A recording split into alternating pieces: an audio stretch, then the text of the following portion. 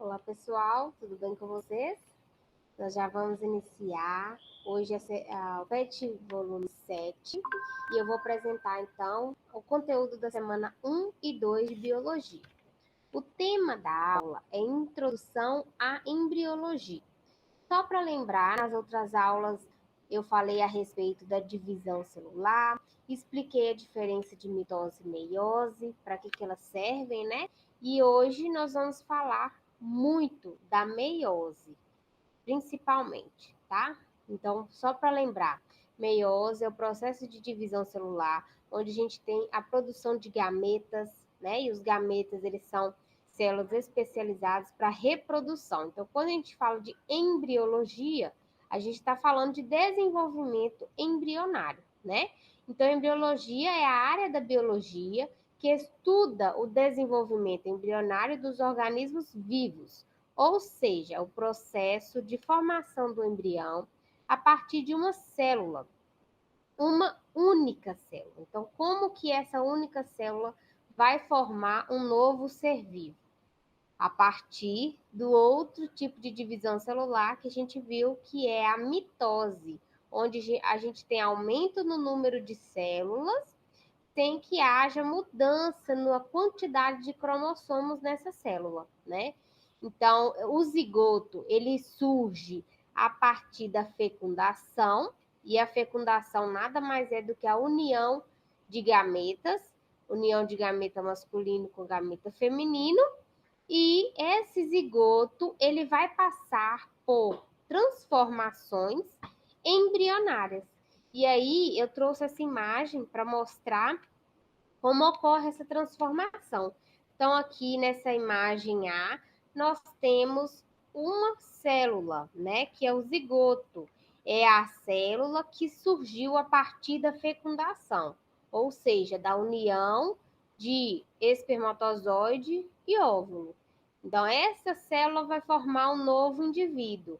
Ela precisa sofrer divisões celulares. Então, aqui a gente consegue perceber a alteração dessa célula se dividindo em várias células a partir da mitose. Então, a mitose vai aumentar o número de células, né?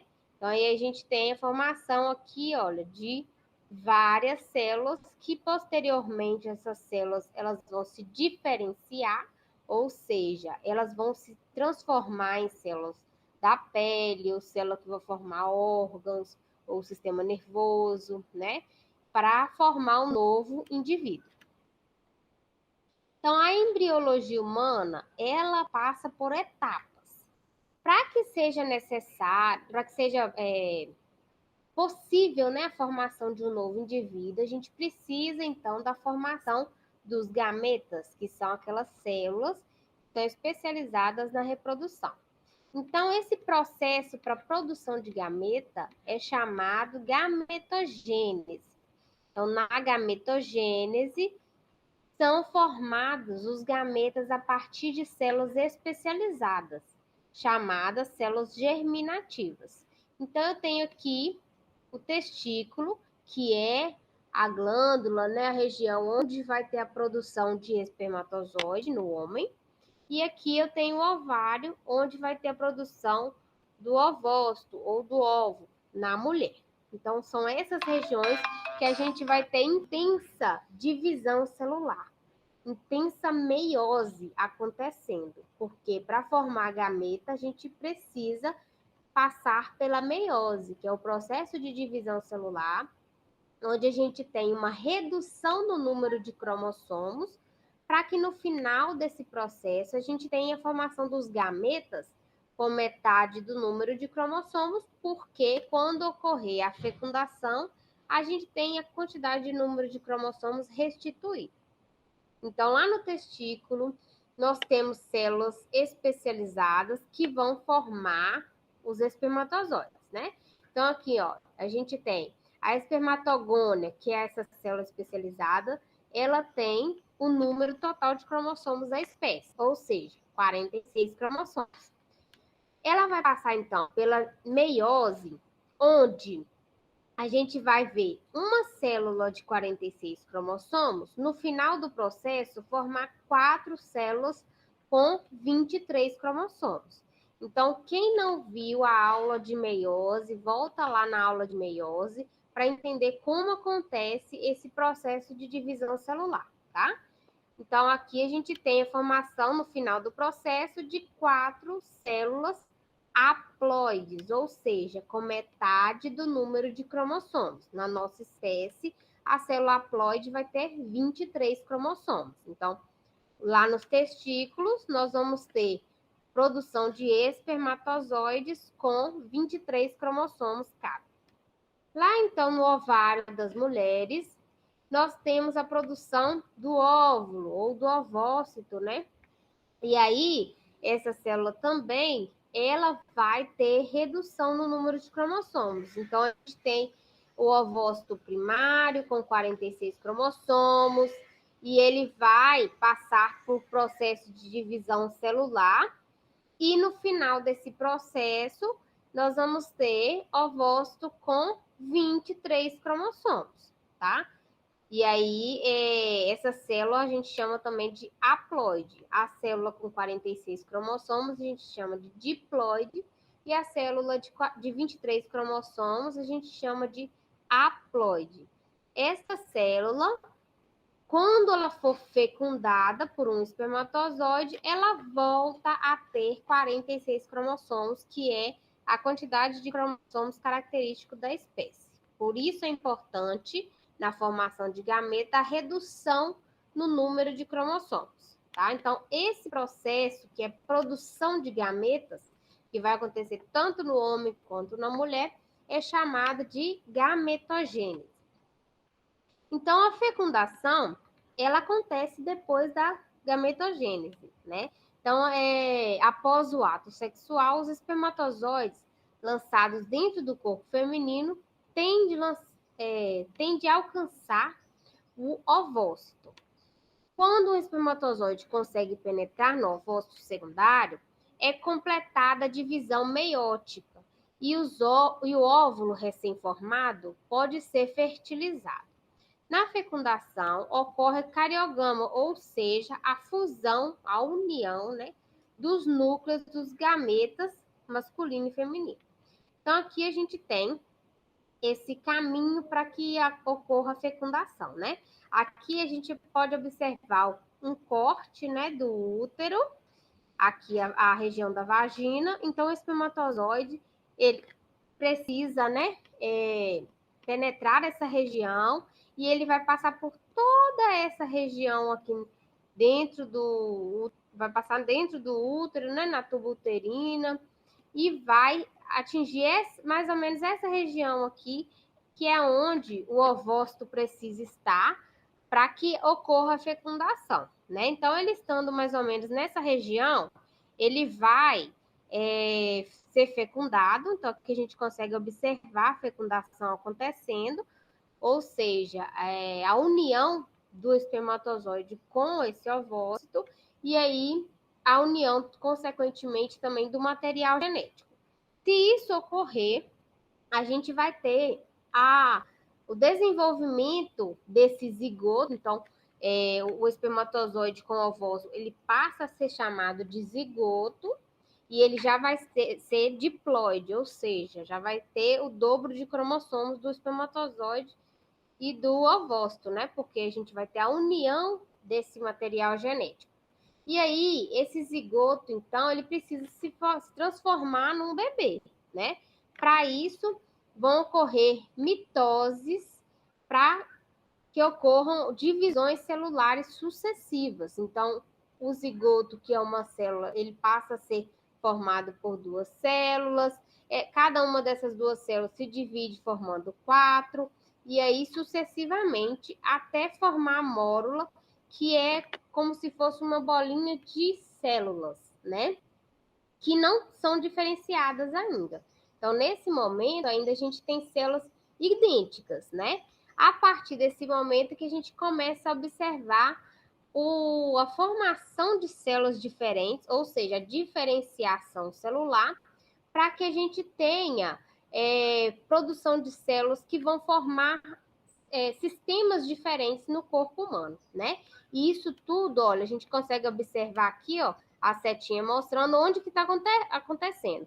Então, após a fecundação ou fertilização, já se inicia esse processo de divisão celular, que é a mitose, para formar esse conjunto de célula indiferenciada. E aí, quando esse conjunto de células ele chega no útero, ele vai ser implantado no útero. Ou seja, ele penetra nesse útero para que depois, né, a gente tenha a formação de placenta, e aí isso são cenas para as próximas aulas, tá? Então, aqui a gente vai observar o início da diferenciação celular. Então, continuando, né, o desenvolvimento embrionário humano, a gente vai observar também a segmentação, que é esse processo que eu falei de divisão celular, né, para a formação desse bolinho de células, né? Então, a segmentação ela é logo após a formação do zigoto, que vão iniciar as clivagens, que são essas divisões celulares, aumentando o número de células. Aqui também a gente consegue observar. Aconteceu a fecundação, formou o zigoto. Esse zigoto ele passa por sucessivas divisões celulares e esse processo é chamado clivagem. As divisões elas são rápidas e em cerca de uma semana, no estágio de blastocisto, que é essa aqui, ó, esse estágio, ela se fixará na parede uterina para dar continuidade ao processo. Então, a diferença desse estágio para esse de mórula para blastocisto é que a mórula é um conjunto de células. Ele não tem espaço dentro, né, desse conjunto de células. No blastocisto, a gente consegue observar essa região aqui, como se tivesse feito um corte. Então, na região interna, a gente tem uma estrutura mais oca, né? A gente já não vai observar esse conjunto maciço de célula, tá? E aí a gente vai observar por que isso acontece daqui a pouquinho, tá? Já a gastrulação é a fase que aumenta não só o número de células, como o volume total do embrião. São formados os 3 folhetos germinativos ou folhetos embrionários. Então, a gente vai observar aqui a diferenciação celular. Então, a gente vai ter um conjunto de células formando a ectoderme, que é a região mais externa. Nós vamos ter um conjunto de células formando a mesoderme, que está na região mediana, como se fosse no meio, né? E nós vamos ter um conjunto de células formando a endoderme, iniciando a diferenciação celular que originará os tecidos do corpo, daquele bebezinho, né? Já na organogênese, que vai começar a ser formados os órgãos, tá? Os primeiros são os órgãos do sistema nervoso, originado pelo ectoderme, a camada mais externa, né? Que foi o que eu falei. Isso ocorre por volta da 3ª semana de gestação já, né? Então já começa a se desenvolver o sistema nervoso desse embrião. Eu trouxe essa imagem da internet para a gente conseguir ver esse desenvolvimento embrionário. Então, aqui a gente tem a clivagem acontecendo, que é o aumento no número de células. Então, cada esferinha dessa que está mostrando aqui é como se fosse uma célula, representa uma célula, né? Então, aqui a gente tem, olha, a formação da mórula, que é o conjunto de células, sem espaço nenhum por dentro. Aqui a gente já começa a observar, ó, o blastocisto sendo formado. Então, essa região aqui, a gente observa um espaço interno, né, nesse conjunto de células. E aí, à medida que vai acontecendo esse desenvolvimento embrionário, a gente vai observando a formação desse tecido diferenciado. Então, aqui a gente já consegue observar, ó, tem uma coloração diferente, porque representa ectoderma, região mais externa, mesoderma está mais internamente, a endoderma está, né, mais voltada para dentro, né?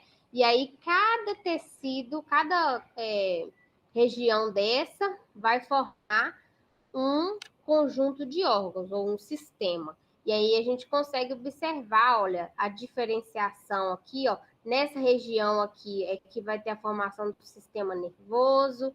Então aqui a gente tem o tubo nervoso dorsal, né? Então, a gente consegue observar aqui, olha, essa região azulzinha, a gente já consegue perceber a formação do tubo nervoso, onde vai ter a medula espinal, a coluna vertebral, tá? E aí a gente consegue, depois, olha, de um determinado período, né, embrionário, a gente já consegue perceber o formato, né, da criança sendo desenhado. E aí que no interior a gente consegue observar, é como se já tivesse no período de gestação mais avançado. Trouxe essa imagem da internet mesmo, só para vocês entenderem, tá? Esse processo embrionário.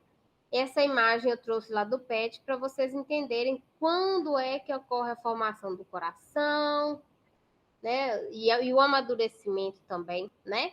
Membros superiores. Então, aqui a gente observa que está dividido por semanas, né? Então, desde a fecundação, a gente tem a formação do zigoto, e aí a gente tem a multiplicação de células, né? Então, na primeira e na segunda semana, a gente só tem a mórula. Aí a gente começa a observar esse desenvolvimento embrionário ocorrendo e a mudança, né, nesse embrião com o passar das semanas. Então, a formação de um indivíduo, home office é isso. Para a formação de um indivíduo, né, os óvulos dos animais, eles são células grandes e imóveis, né, que contêm reserva de nutriente. Então, o óvulo feminino, é até redundante falar isso, mas a mulher, né, que produz o óvulo, ele é imóvel, mas ele se desloca porque na tuba uterina a gente vai observar cílios que permitem esse movimento, né, e faz com que o óvulo ele se desloque rumo ao útero. Então, ele é bem maior que o espermatozoide e ele tem reserva de nutriente, tá? E essa reserva de nutriente, ela é importante no desenvolvimento do embrião. Então, esses nutrientes, eles são chamados de vitelo, eles vão compor o vitelo, tá? A quantidade e a localização do vitelo são variáveis nos diferentes tipos de ovos. Então, a gente está falando com relação ao ser humano, mas muitas das vezes a gente compara aos outros animais, tá? Então, há vários grupos de invertebrados em que a substância de reserva não fica dentro do óvulo, mas ao redor dele. Então, de acordo com essa organização desse óvulo, que aqui a gente chama de ovo, né? De acordo com a organização desse vitelo, a gente vai ter um nome diferente. Então, aqui eu tenho essa imagem, que é o primeiro grupo, né? Que é chamado de oligolécito.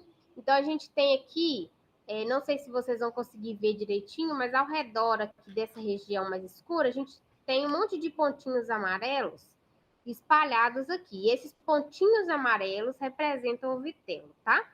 Então, desse tipo de ovo, a gente vai ter uma pequena quantidade uniformemente distribuída de vitelo.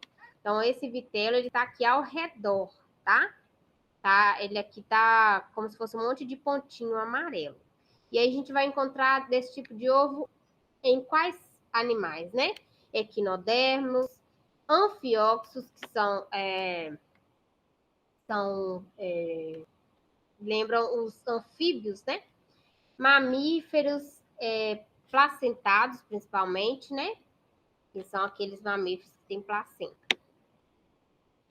No outro tipo de ovo, que é o mesolécito, é esse aqui que a gente observa uma quantidade média, né, de vitelo, e ela vai estar concentrada na região inferior, tá? Mesolécito. Já o telolécito, a gente vai observar como se fosse o mesolécito, porém uma quantidade muito maior de vitelo. E aí a gente vai observar isso nas aves, répteis e nos peixes. E o centrolécito, a gente observa uma quantidade grande de vitelo. Desculpa, coloquei o mouse na frente. Então, a gente observa uma quantidade grande de vitelo, mas ela vai estar mais concentrada na região central, tá? Diferente desse aqui, ó. oligolécito, ela está dispersa aqui, tá? Então, o centro-leste ela já vai estar mais concentrada na região central, ok? E aqui eu trouxe essa imagem só para mostrar como pode ocorrer a clivagem, né? Esse aumento no número de células. Então, a gente tem aqui o zigoto. Esses aqui representam o zigoto, porque é uma célula só, né? E foi a célula que surgiu a partir da fecundação. Então, a gente tem aqui a segmentação total. Esses dois representam a segmentação total e esses dois representam a segmentação parcial. Então, se a segmentação for total e igual, ela é igual por quê? Porque a gente tem divisões celulares acontecendo e essas células que vão surgindo, elas têm o tamanho e o formato parecido, são bem semelhantes. Então, olha aqui, a gente tem a mórula bem com as células bem parecidas em tamanho. Agora, ela pode ser desigual se a gente tiver a divisão celular acontecendo e formando células de tamanho diferente. Então, aqui nessa região superior, a gente tem células menores do que essas aqui da região inferior. Então, tá vendo? No final, a gente tem células de tamanhos diferentes. Então, é segmentação total, porque aconteceu nela toda, porém é desigual porque as células são de tamanho diferente. Agora, a segmentação parcial é quando só uma região desse zigoto, né, que sofreu clivagem. Então, a gente observa que é só na região superior que houve clivagem. E todas as células são parecidas, né? Mas ela está mais na região superior. Ou também ela pode acontecer na região inferior, né? E essas células, elas têm um formato discoidal e ela é mais superficial, né?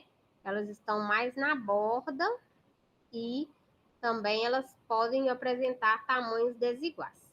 Entendido? Então, a gente pode observar diferentes tipos de clivagem. E aí, eu apresentei, então, o conteúdo da semana 1 e da semana 2, referente ao PET volume 7. Se alguém tiver alguma dúvida em relação a esse conteúdo, entre em contato comigo. Então, eu já agradeço a participação, agradeço, né, por vocês assistirem às aulas e agradeço a quem dá o retorno também, tá? Muito obrigada, então, pela atenção. Aguardo vocês daqui 2 semanas, né? Porque como esse conteúdo vai atender a essa semana e a semana que vem, então, daqui uns dias nós nos vemos. Mas qualquer dúvida pode entrar em contato comigo, tá? Muito obrigada, então. Fiquem com Deus e até a próxima aula.